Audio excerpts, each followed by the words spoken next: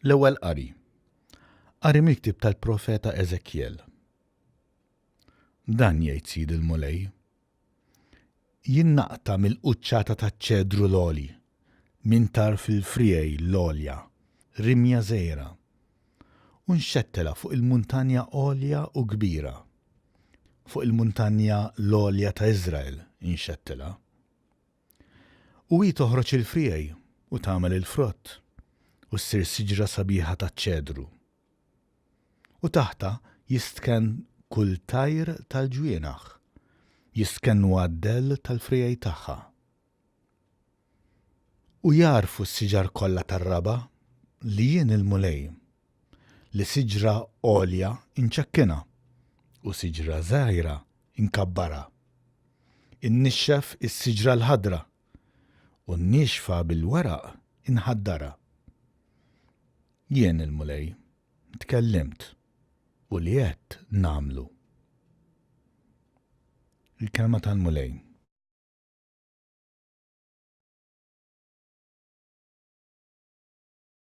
Salm responsorjali.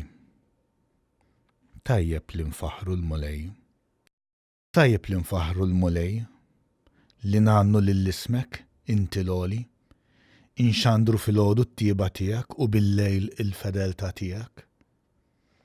Tajjeb li nfaħru lill-Mulej. Il-bniedem ġust bħal palma jħaddar, bħal ċedru tal-Libanu jikber. Imħawlin f'dar il-Mulej jħaddru fil-btieħ tat-tempju ta' Alla tagħna.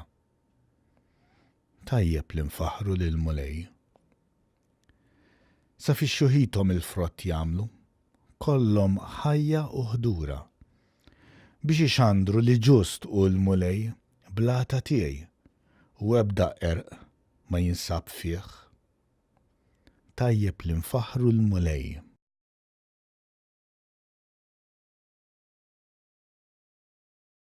It-tieni qari. Qari mit-tieni jittra ta' San Pawl Apostolu lill-Korintin.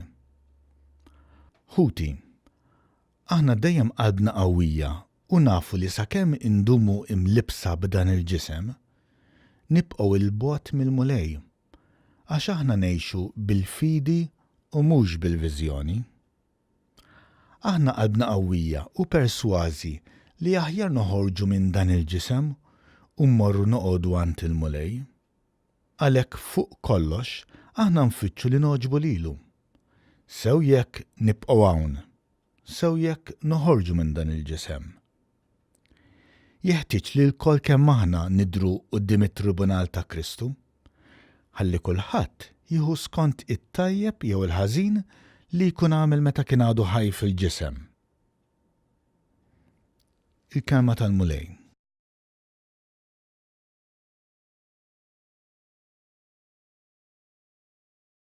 Qari mill-Evanġelju skont San Mark.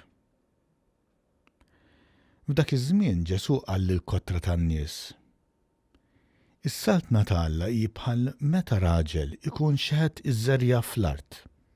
Rieqet jew imqajjem bil-lejl jew binhar, iż-żerja tinbet u tikber, bla ma jaf kif. L-art trott minnha nfisha l-ewwel il-barma, imbagħad iżbula, imbagħad il-qamħ mimli fi żbula.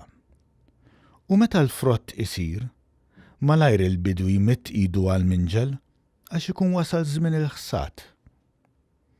U qal: ma x'issejrin inqablu għas-saltna ta' Alla, jew bliema parabola nfissirha. Isa żerrija tal-mustarda. Din meta tinżera fil-ħamrija, ili ċken fost iżrieraħ kollha fuq l-art.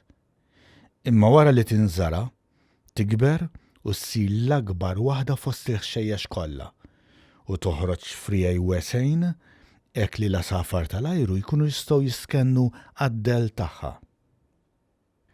B'ħafna paraboli bħal dawn kien ixandrilhom il-kelma, kif kienu jistgħu jifhmuha huma, u mingħajr xi parabola ma kienx ikellimhom. Imma lid-dixxipli tiegħu, meta kien ikun waħdu magħhom, kien ifissrilhom kollox. Il-kelma tal-Mulej.